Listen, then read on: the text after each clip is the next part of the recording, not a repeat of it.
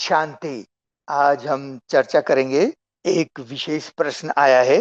प्रश्न ये है, बीज रूप स्थिति, निराकारी स्थिति, अशरीर स्थिति, विदेही और ज्वालामुखी, योग की ज्वालामुखी अवस्था, मास्टर सर्वशक्तिवान, ऐसी स्थिति की अनुभूति हम कैसे करें, इसका अभ्यास कैसे किया जाए, ये प्रश्न है। तो आज इसी पर चर्चा करेंगे।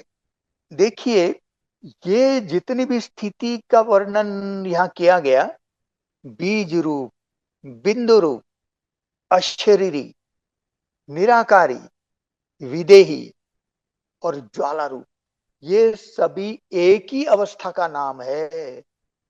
एक ही अवस्था का ये सारे अलग अलग नाम है, कोई अलग अलग नहीं है। बिंदु रूप वही बीज रूप है, वही निराकार स्थिति है, वही है ना। विदेही अवस्था है। विदेही माना विदाउट बॉडी, माना बिंदी, बिना शरीर की आत्मा, है ना, निराकारी। और यही अवस्था, इसी यही ज्वाला रूप स्थिति है।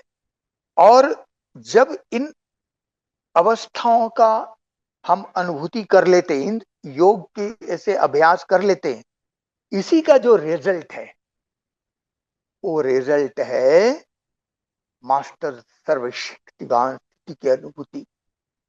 मास्टर सर्वशक्तिवान, ये रिजल्ट है। वो अभ्यास है। वो उसका पुरुषार्थ करना पड़ता है, उसकी अनुभूति करनी पड़ती है। और इसके लिए अशरीर स्थिति, विदेह, ये जितनी भी अवस्थाएं, इसकी अनुभूति करने के लिए सबसे अच्छा समय है अमृत वेला। अमृत वेला, क्योंकि उस समय शिव बाबा हमारे लिए इंतजार कर रहे होते हैं। हमारे लिए, बाप दादा दोनों हमारे लिए वो समय है। हम ब्राह्मण बच्चों के लिए, हम सभी बीके भाई बहनों के लिए वही सर्वोत्तम समय, क्योंकि शिव बाबा की मदद उस समय हम बच्चों को मिलती है। हम अपना पुरुषार्थ तो करते हैं, परंतु बाबा भी हमको खींचता है, बाबा की मदद मिलती है। इसीलिए इस अवस्था की अनुभूति अमृत वेला सबसे अच्छा होता है। अब हम आपको बताएंगे कि इसका अभ्यास करने के लिए क्या करना पड़ेगा, इसकी विधि क्या है, कैसे क्या करें जो इस अवस्था की अनुभूति अच्छी रीति से हो। इसके लिए वैसे इस पर एक वीडियो बनाई हुई है, इसी चैनल के हमारे नाम के प्लेलिस्ट में आप देखेंगे, तो उसमें 2 वीडियो है इसी पर ही। उसका शीर्षक है योग की लंबाई, चौड़ाई और गहराई। उसके पार्ट 1 और पार्ट 2, पहले पार्ट 1 देखिए, उसके बाद पार्ट 2 देखिए। जिन्होंने नहीं देखा वो देख सकते हैं, और जिन्होंने देखा है वो दोबारा भी देख सकते हैं, रिवाइज हो जाएगा। उसमें हमने इन सभी स्थिति पर विस्तार से चर्चा की है। खैर, आज हम फिर से इसका थोड़ा वर्णन करेंगे। तो इसके लिए सबसे पहले हमको परम धाम में, वैसे कभी भी कर सकते, केवल अमृत वेला नहीं है, दिन में भी कर सकते हैं, परंतु अमृत वेला सबसे अच्छा समय है। उस समय करेंगे तो बाकी दिन में भी इसकी अनुभूति अच्छी होगी, जल्दी वो स्थिति को प्राप्त कर लेंगे। तो उसके लिए सबसे पहले हमको परम धाम को विजुलाइज करना पड़ेगा, और परम धाम को भी 3D विजुलाइज करना पड़ेगा, है ना। परम धाम का 3D विजुलाइजेशन की आवश्यकता है, क्योंकि अक्सर करके बाबा के बच्चे जो 2D विजुलाइज करते हैं। 2D विजुलाइजेशन का मतलब क्या है, जैसे मान लीजिए शिव बाबा का चित्र देखा, तो चित्र को याद करते हैं। तो चित्र तो 2D है। 2D माना 2 डायमेंशनल, माना जिसमें केवल लंबाई और चौड़ाई होती है, उसमें गहराई तो होती नहीं। तो शिव बाबा के जो चित्र को याद कर रहे हैं, तो शिव बाबा के चित्र का याद हुई, शिव बाबा के फोटो को याद हुई। हालांकि कुछ नहीं से वो भी अच्छा है, परंतु वो शिव बाबा की याद तो नहीं हुई ना। तो सबसे पहले हमको शिव बाबा को याद करने से पहले भी पहले परम धाम को इमर्ज करना पड़ेगा, और वो भी 3D।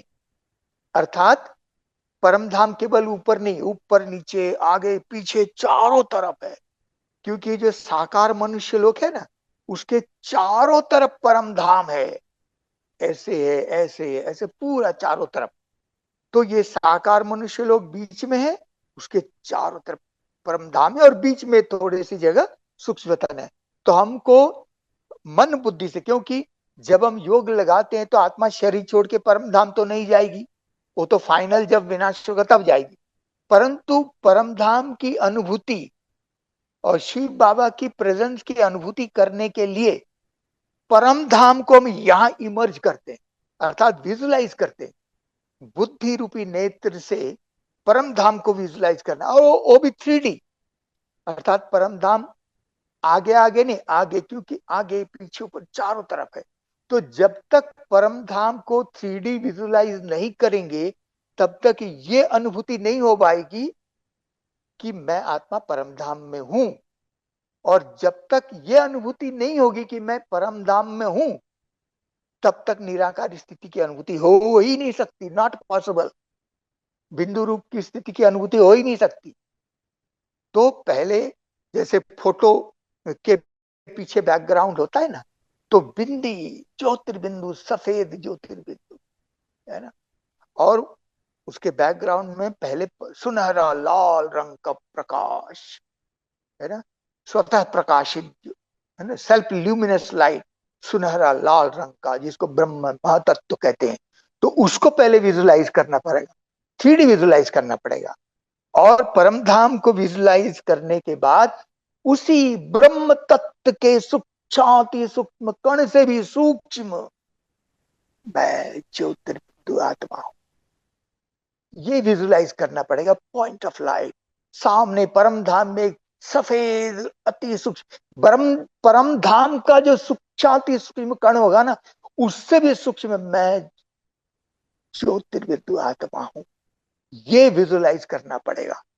और उसी विजुलाइज, क्योंकि आत्मा है उसकी 3D नहीं हो सकती, क्योंकि आत्मा तो बिंदी है। आत्मा की तो न तो लंबाई है, न चौड़ाई है, न गहराई है। परम धाम की है, परंतु उसमें मैं बिंदु, जो बिंदु मुझे दिखाई दे रहा है वही मैं हूं। और मुझ आत्मा से जो ऑरा निकल रही है, ओवल शेप की, अंडाकार की जो लाइट है, वो लाइट ऐसे ऐसे, मतलब सामने से भी इधर से भी दशों दिशाओं में वो अंडाकार की लाइट, एक तो ऑरा होगी, बिंदु और ऑरा, पवित्रता की लाइट, और उसी ऑरा से अलग अलग वही ऑरा मल्टीप्लाई होकर के निकलती जा रही। जैसे हम अलग अलग चैनलों में देखते हैं ना कि शिव बाबा बिंदी और अलग अलग ऐसे लाइट फैल रही, ऐसे ही स्वयं को मुझ बिंदी ज्योति आत्मा से वो ऑरा निकल रही चारों तरफ। ये ऑरा को 3D विजुलाइज करना पड़ेगा, और उसी विजुलाइजेशन से ही इसकी अनुभूति होगी, शक्तिशाली स्थिति के बिंदु रूप, निराकारी, अशरीरी, विदेही, ज्वाला रूप। ये अनुभूति तभी संभव होगा, ये मेरा निजी अनुभव है, और मैं ऐसे ही अभ्यास करता हूं और मुझे बहुत मजा आता है, बहुत आनंद आता है। तो इस स्थिति की अनुभूति करने के लिए ये विजुलाइजेशन अति आवश्यक है। अब मैं आपको ये बताता हूं कि देखिए, ये नॉलेज, क्योंकि ये हमारे तो 4 सब्जेक्ट है ना, ज्ञान, योग, धारणा और सेवा। तो ये जो है, बाबा कहते हैं कि लाइट हाउस माइट हाउस की स्थिति भी यही है। तो नॉलेज माना लाइट, माना सब कुछ दिखाई दे रहा है, सब कुछ पता पड़ गया, कोई भी चीज हमसे छुपी हुई नहीं है। परम धाम दिख रहा है, मैं बिंदु, फिर शिव बाबा भी दिखाई दे रहा है, और शिव बाबा से ऐसे, वही जैसे मुझे आत्मा से वैसे शिव बाबा अति ब्राइट है, और बाबा से लाइट फ्रिक्वेंटली फ्रिक्वेंटली निकल रही है। और मैं तो ये भी अनुभव करता हूँ, मेरा निजी अनुभव बताता हूँ। जैसे मैंने पहले स्वयं को विजुलाइज किया परम धाम में, फिर शिव बाबा बहुत ब्राइट सूक्ष्म ज्योतिर्बिंदु, और बाबा की ऑरा की लाइट जल्दी जल्दी फ्रिक्वेंटली चारों ओर निकल रही 3D, और मैं बिंदी आत्मा बाबा के गोद, बिंदी में समा गई, मतलब बाबा के गोद में मैं बैठ गया, और जो बाबा की लाइट माइट वही मेरी लाइट माइट, ऐसा मैं अनुभव करता हूँ, ऐसा अभ्यास करता हूँ। तो बहुत आनंद आता है, अतीन्द्र सुख की अनुभूति होती है। और वही मास्टर सर्वशक्तिवान की स्थिति है। शिव बाबा सर्वशक्तिवान और हम आत्माएं मास्टर सर्वशक्तिवान है ना। तो इस स्थिति की अनुभूति इसी से ही संभव है, जैसा मैंने की अनुभव किया है। और उस दोनों वीडियो में इसके विस्तार से हमने चर्चा की है। तो मैं जो आपको बता रहा था कि लाइट हाउस, माइट हाउस, तो नॉलेज इज लाइट, है ना, और ज्ञान ये लाइट, और योग है माइट, है ना। ज्ञान, नॉलेज इज लाइट, योग है माइट, शक्ति स्वरूप। क्योंकि जब मैं आत्मा बिंदी बीच में और चारों तो जो वो ऑरा लाइन दिख रहे हैं, तो शक्तियों की अनुभूति है, वही माइट हाउस है। जैसे आपने देखा होगा शिव बाबा के चित्र में बीच में बिंदी और चारों तरफ किरणें दिखा देते, वो किरणें क्या है ना, वो लाइट हाउस है, बाबा की लाइट है ना। और जो ओवल शेप ऑरा निकल रहा है वो माइट है। तो लाइट और माइट, नॉलेज इज लाइट, योग है माइट, और धारणा ये आत्मा की चमक, ब्राइट, ब्राइट धारणा है, प्योरिटी की चमक, ब्राइट।